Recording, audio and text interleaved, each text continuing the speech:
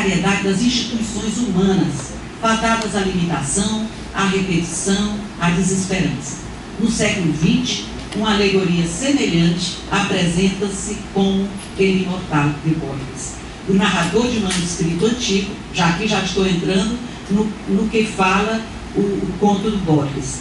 O narrador de manuscrito antigo busca a imortalidade que poderia conseguir ao beber da água de um rio próximo à cidade dos imortais. Depois de muitas aventuras, bebe, sem o saber, da água desse rio e descobre que os trogloditas que por perto encontra são imortais. E acredita que um deles, que parecia não saber ou poder falar, é Homero.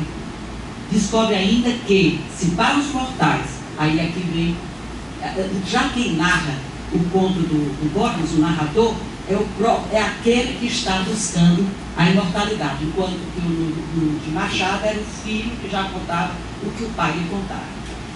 Todo tiene el valor de lo irrecuperable y de lo azaroso.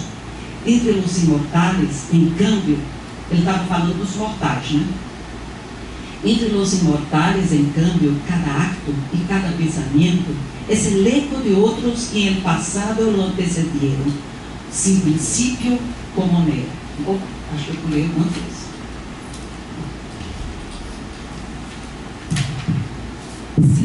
Sin principio visible o el presagio de otros que en el futuro lo repetirán hasta el vértigo. No hay cosa que no está como perdida entre infatigáveis espelhos.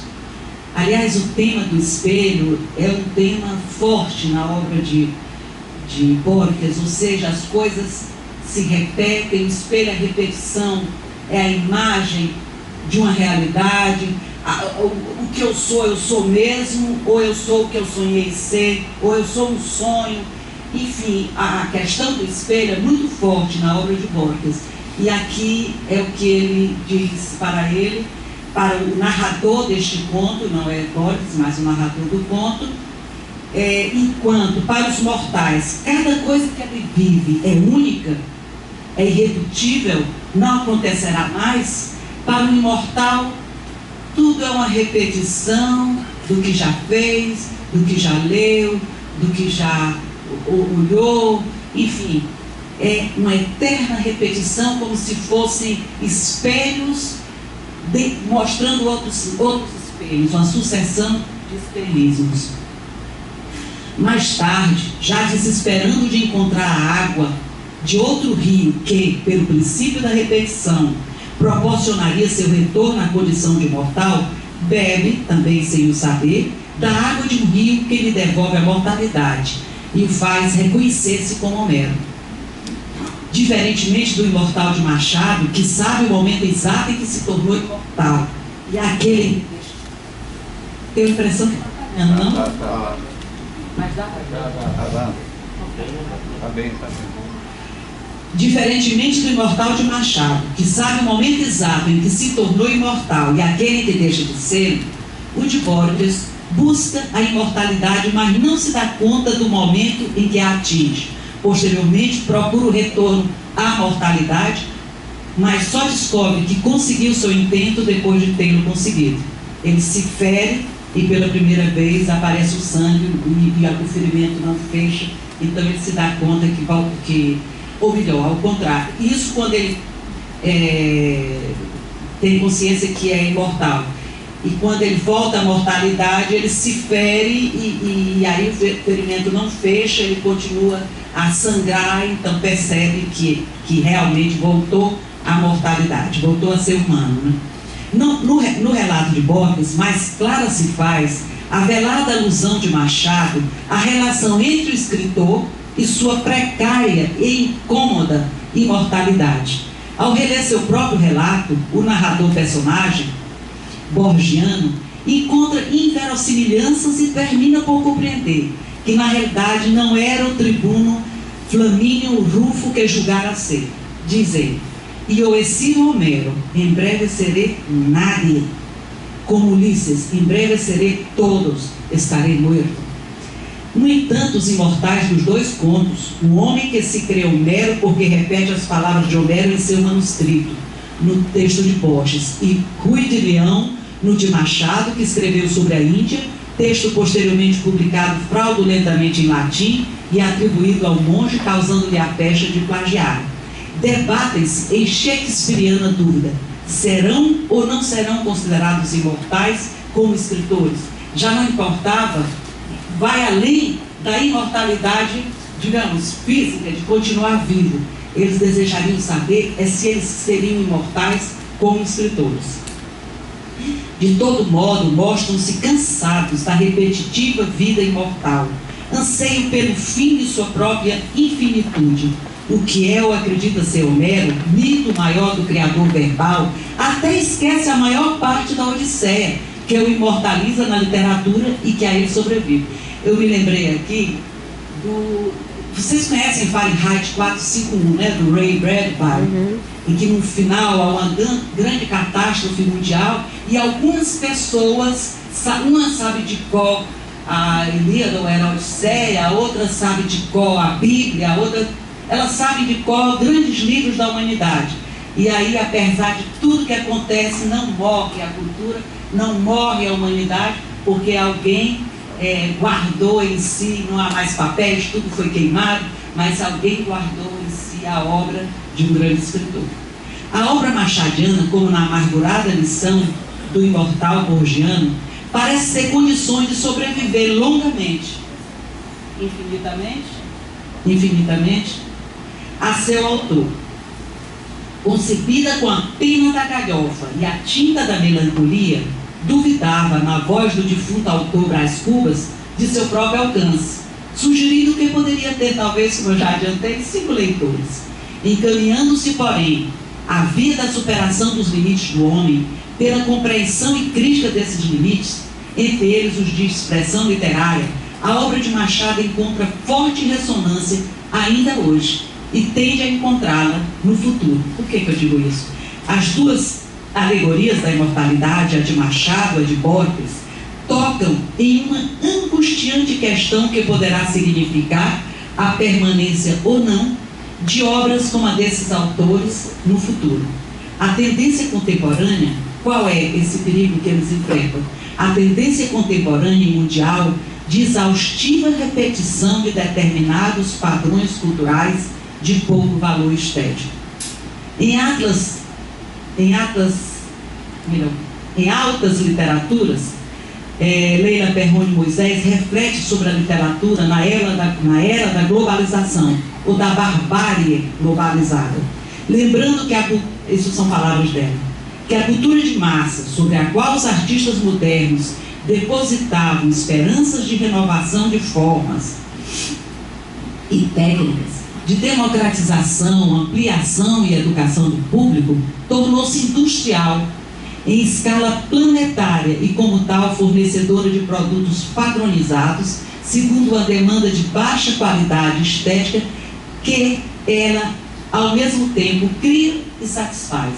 Essa grande mídia, né, ela, ao mesmo tempo, cria determinados produtos e faz com que os ouvintes e os espectadores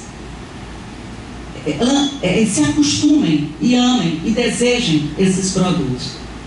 E agora, eu lembrei agora, a respeito desse tema, de um livro do Vargas Llosa, La Civilización del Espectáculo, em que ele trabalha todo o livro com este tema. Saiu, que é esse tema de que hoje em dia tudo que é feito tem que ser imediatamente conhecido, sem amadurecer, sem ter uma segunda leitura, nada, tudo vai direto para as redes sociais e tal.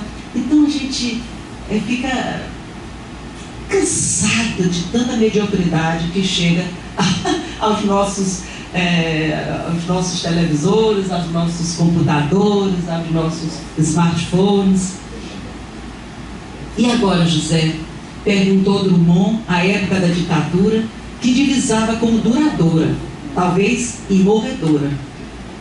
Lembrem-se, era a ditadura de Vargas, né?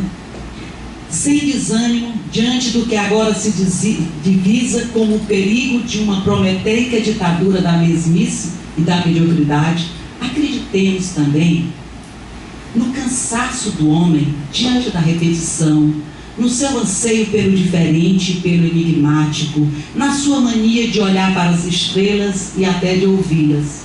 Se lembram de Olavo Bilac?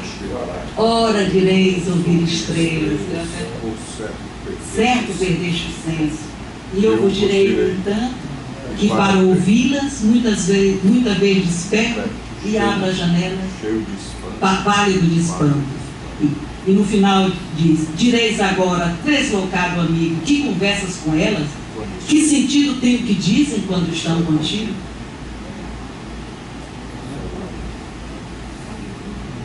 E eu vos direi. E eu vos direi. Amai para entendê-las. Só quem ama tem ouvido para ouvir e entender estrelas. Exatamente. É muito lindo este poema. Ele é de Via Láctea, é do texto Via Láctea de Olavo Bilac.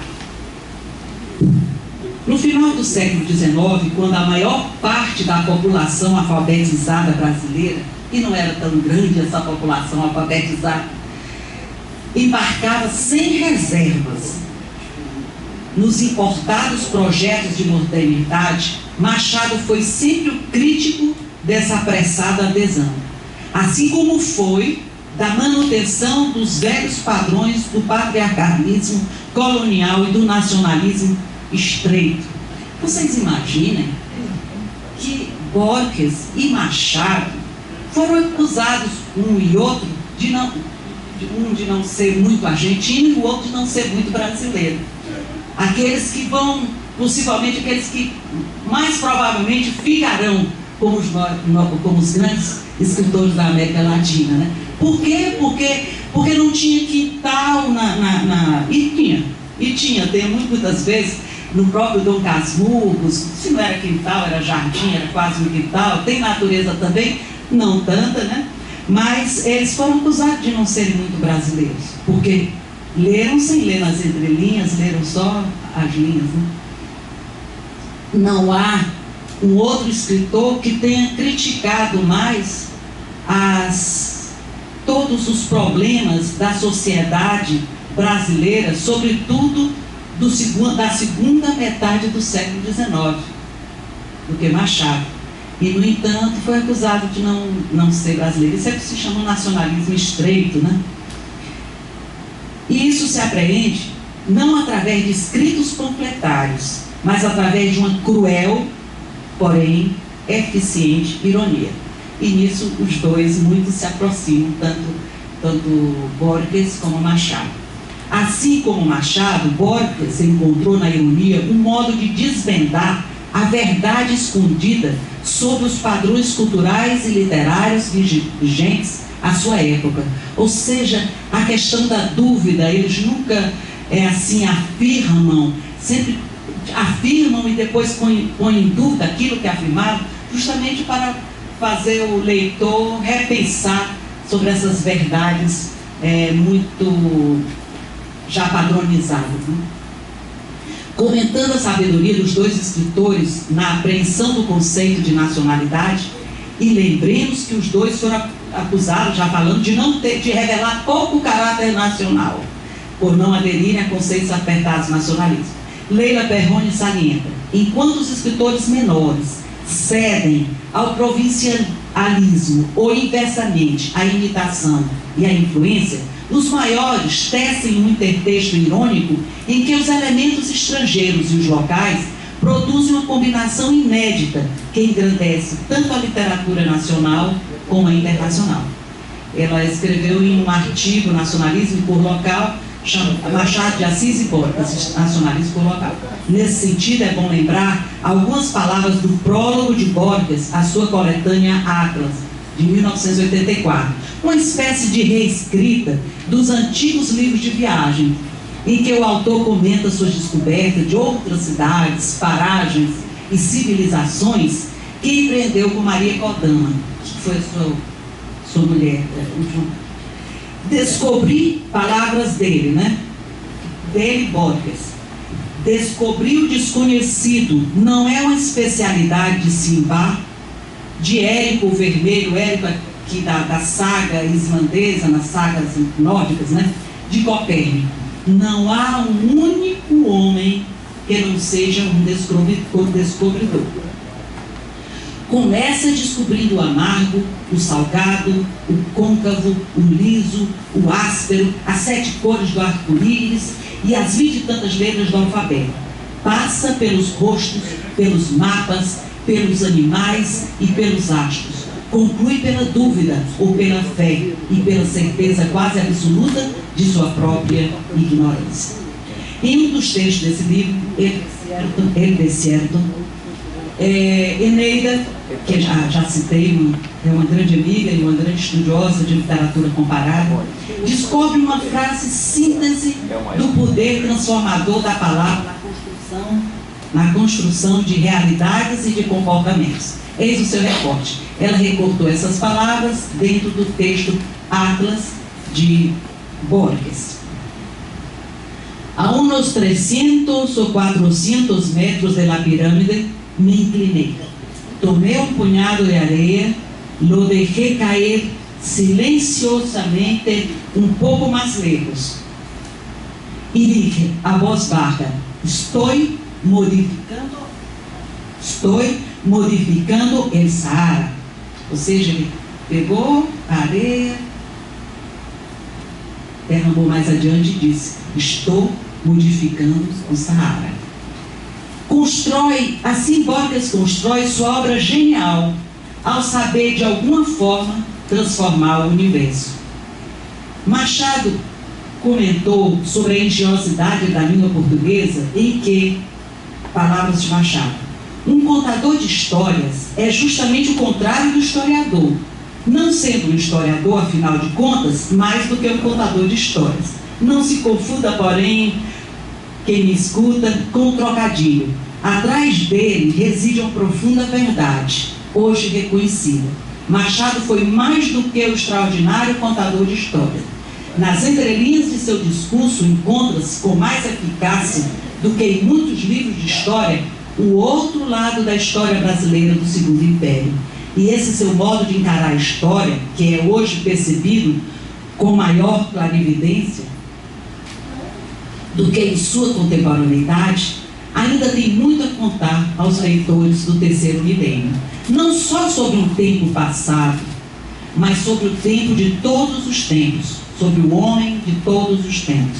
Como seu imortal que, palavras dele, nas horas mais alegres fazia projetos para o século XX ou XXIV, Machado construiu o texto do futuro, porque é alicerçado nos desvãos do homem subterrâneo, aquele que está sobre as dobras de sua escrita e sob as vestes do homem célebre, da cartomante, do inventor de emplásticos, do alienado e do alienista,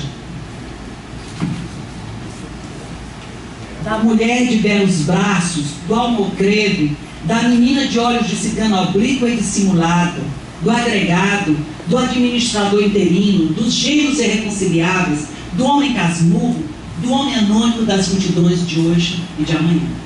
Machado e Borges, por mais que nos tenham alertado sobre a angústia da imortalidade, não poderão impedir seus leitores de preservarem a imortalidade de suas obras.